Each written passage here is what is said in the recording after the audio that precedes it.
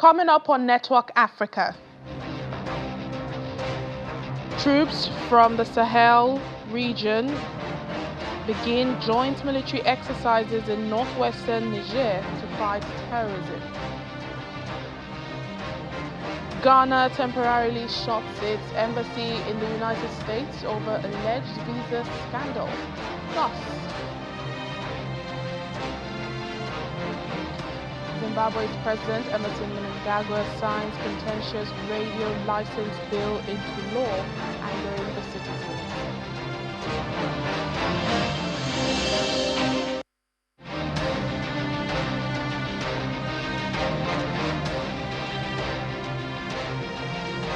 Hello and welcome to the program today. I'm Layo Olarinde. Thank you for joining us at this time.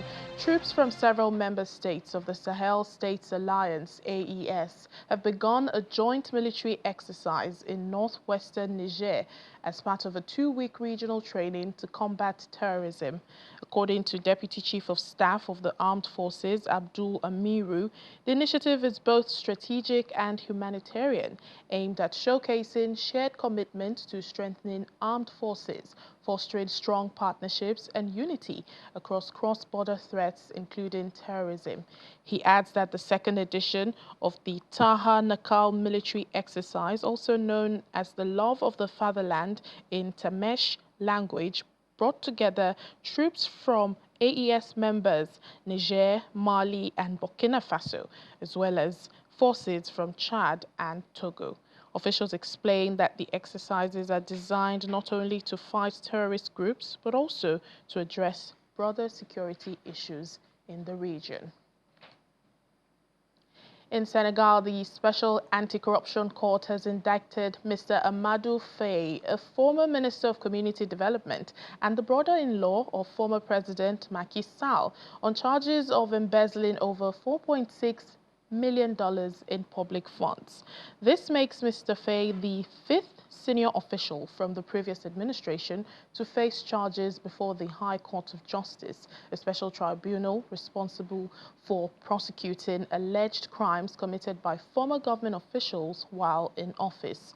According to Mr. Faye's lawyer, the court has denied him request for bail and ordered his pre-trial detention.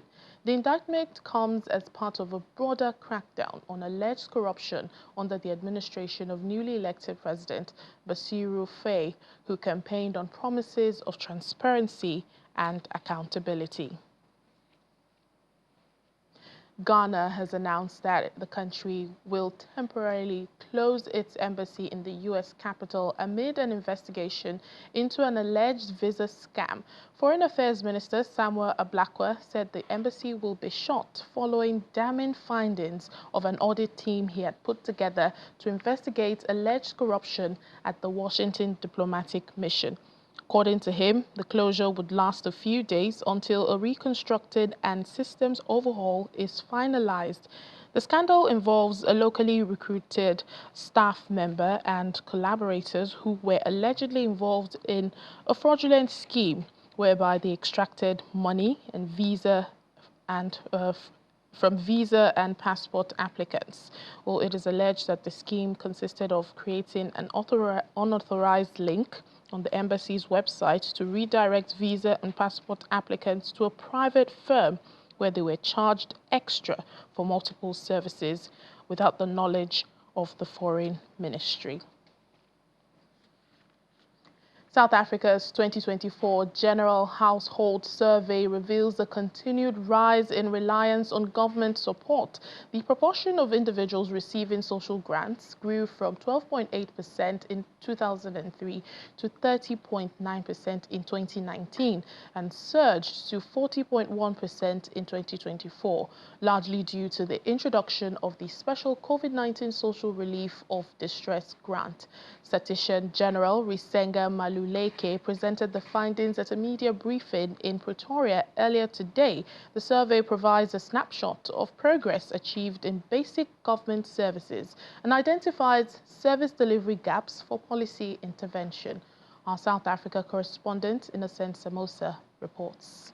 The 2024 General Household Survey paints a revealing picture of South Africa's society It shows that 42.4% of households are headed by females, with the highest proportion in rural areas, particularly in Eastern Cape, 48.8%, in KwaZulu-Natal, 46.8%. In contrast, female-headed households were least common in Gauteng at 37.3%. Statistician General Resenga Maluleke also expressed concern about youth development, noting that 58.1% of 24-year-olds were not in education or training in 2024. Percentage of individuals that benefited from social grants increased steadily from 12.8% in 2003 to approximately 31% between 2017 and 2019. And of course, before it went all the way to 40.1% in 2024. Access to basic services remains a mixed picture. On a positive note, three-quarters of households, 76.8%, have access to improved water sources, either inside their homes or in the yard.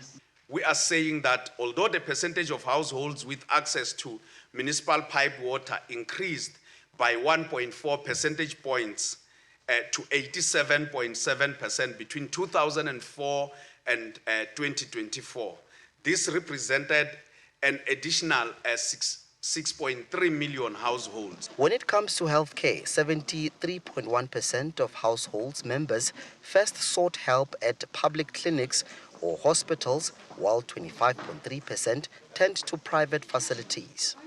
The 2024 General Household Survey not only tracks progress, but also highlights areas where urgent policy interventions is needed.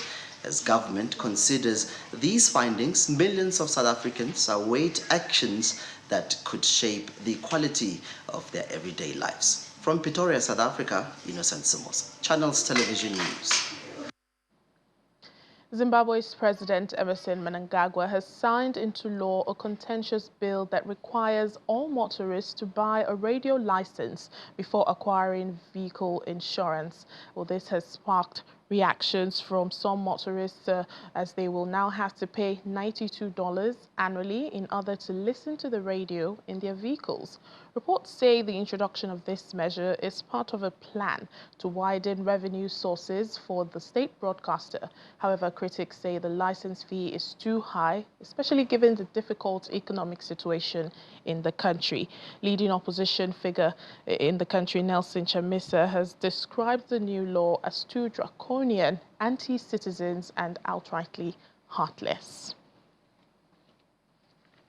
Well, let's get more on this story. Joining us now is Nigel Yamutumbu, a Zimbabwean journalist. Thank you, Nigel, for speaking to us on the program.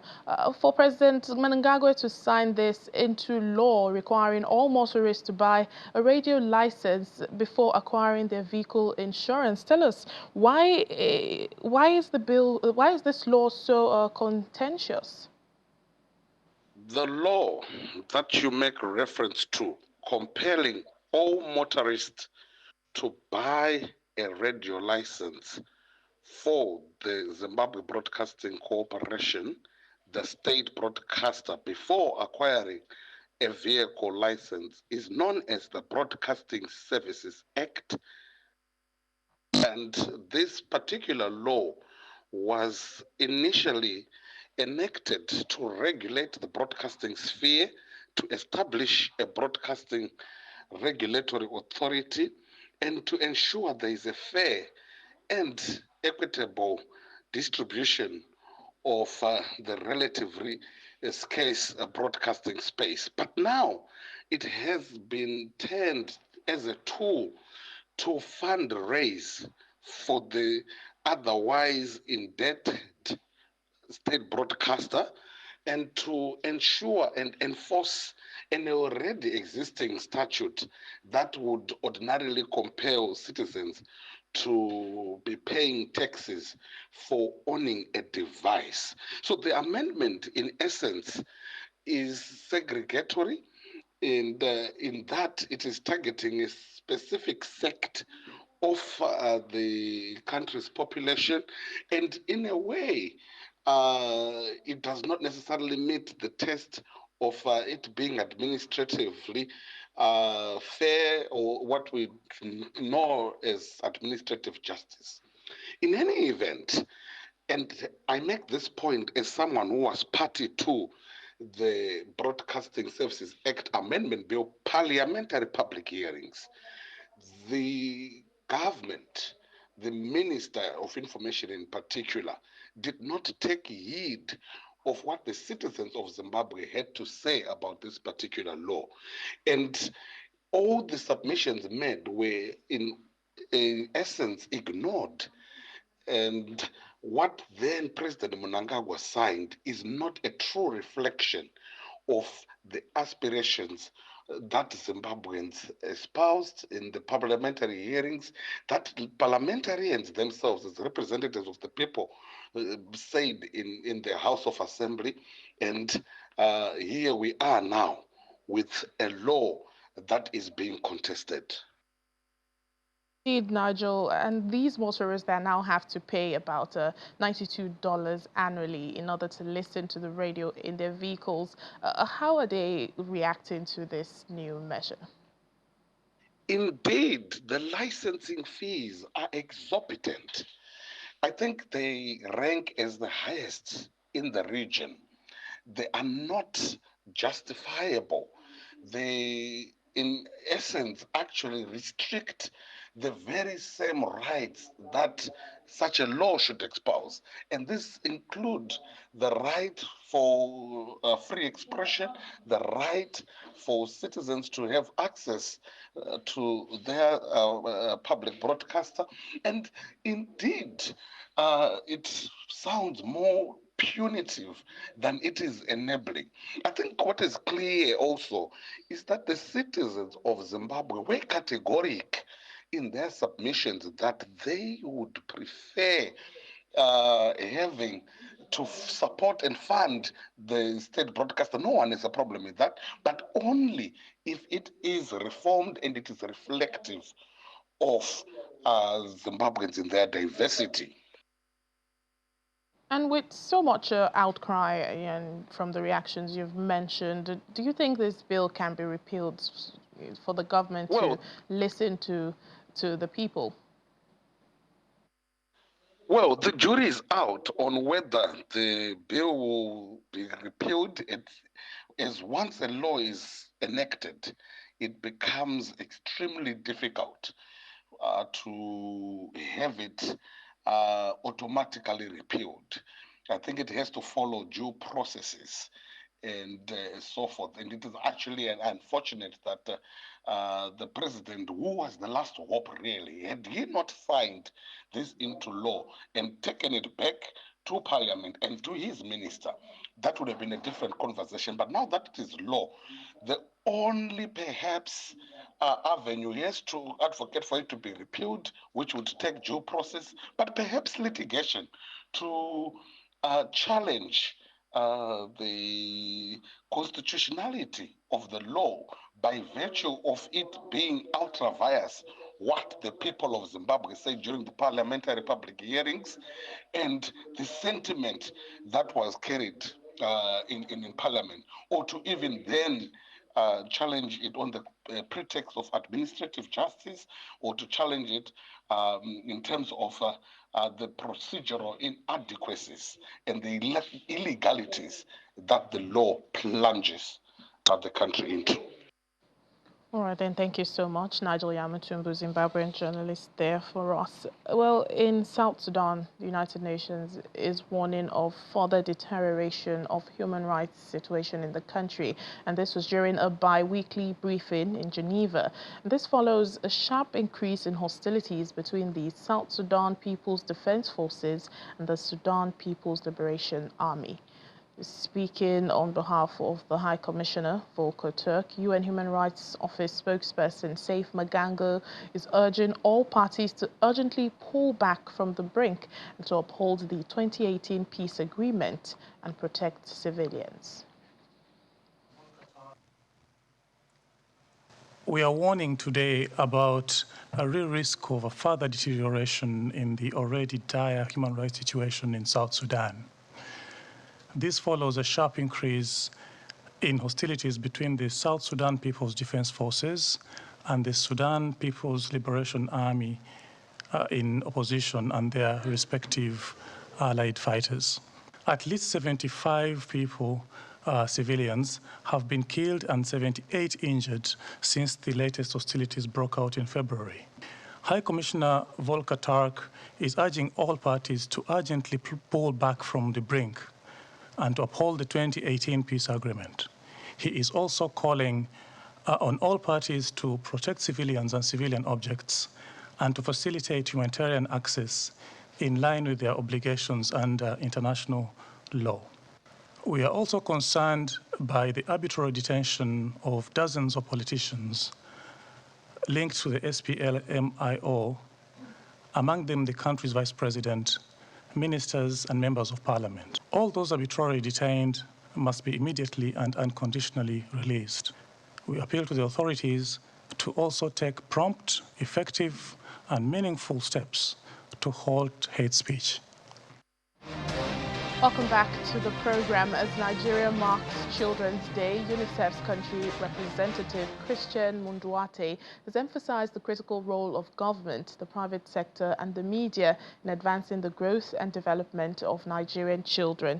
Speaking on our breakfast program, Sunrise Daily, Mrs. Munduate called for urgent and united action to end all forms of violence and abuse against children, stressing that safeguarding their rights is key to shaping a prosperous future. I think it has two purposes. One, definitely, yes, to celebrate childhood, to celebrate children, to have a special day for them. And the other purpose is to remind all adults, each one, that we all have responsibilities and accountabilities for children. We are all responsible. It's not one group or the other. I think if everybody plays correctly, do correctly what they're supposed to be doing. If I am a public servant, am I doing well my work? Am I working the number of hours I should be working for children? You know, all these as you build the blocks, will help to transform Nigeria, as a matter of fact. Violence is about when you hit a child, when you abuse a child emotionally, when you abuse a child sexually, when you practice, for example, female genital mutilation, that is violence. It hurts. It hurts a person. So I think it's excellent to have a plan, and hopefully, I mean, the plan achieves all its milestones and all the results that it's been there, and definitely we will be supporting the national efforts towards ending violence against children. Meanwhile, children are hopeful that the challenges of health and education, which impact mostly on them, will ease. The convener, Summer STEAM Boot Camp, 16-year-old Jessica Osei, says she aspires to see and help build a community where everyone qualified will have equal opportunity for employment. Ms. Osei spoke alongside an educator and disability advocate, and they agree on the need to fight against substance abuse among children. Safia Gambo believes that school children should be well educated on its effects, and schools and communities also have a role to play in educating the children. We still have some people in my generation who are, for instance, unemployed. These people have gone to school and they've acquired the necessary documentation, but still they find it hard to get jobs in the country. We still find people who are not able to have quality, good education. They're not given the opportunity to have good education. We still have people who are suffering from preventable diseases. Yes, so it's, like I said, it is a lot, but hopefully we would get to the very best. School children should be well educated on the impact of substance abuse and bullying on their lives and the impact it will have in their future. And also, again, I'll take it back to investing in the educators, that's the teachers. if schools, that is private and public sectors, will employ well-qualified educators to teach children in classrooms. And then also for substance abuse, this goes down to everyone in the community, because children learn from what they see, what they are being exposed to, and then what is being given to them. For more on the 2025 Children's Day, the Ogun State Secondary School Model United Nations is promising to allow students step into the roles of diplomats and engage in meaningful discussions on global issues. The event, which is the first of its kind, highlights the importance of children's rights, tech, health and education, and serves as a reminder to protect and empower every child. Our correspondent Kelly Egiga reports. In Ogun State, a new generation of leaders is emerging. The Secondary Model United Nations event brings together young minds to shape the future. They are gathered here for hours of deliberation, with delegates passing resolutions and showcasing their diplomatic skills. The delegate of Kazakhstan presents his position on technology and innovation for youth empowerment.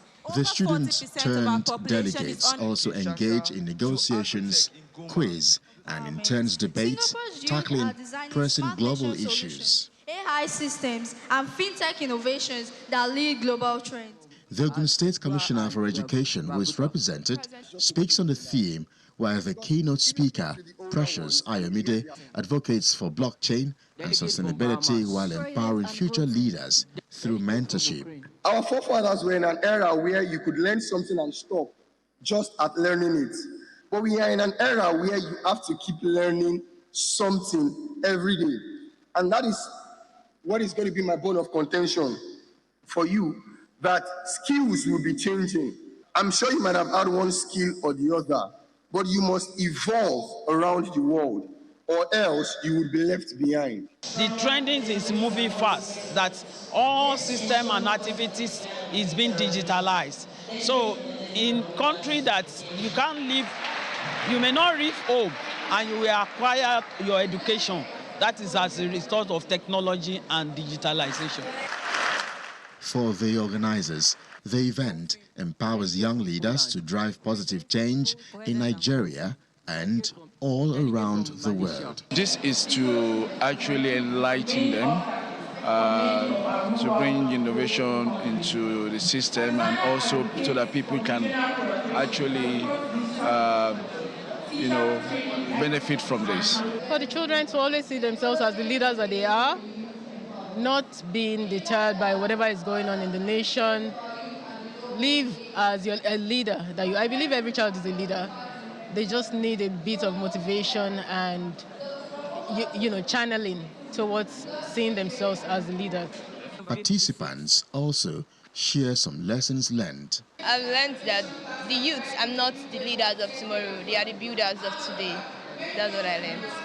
And through technology and innovation, the world will become a better place. Here is your question. The Ogun State Secondary Model United Nations event is inspiring a new generation of leaders to shape a better future for Nigeria. Focusing on Kelly Egiga, Channels Television News.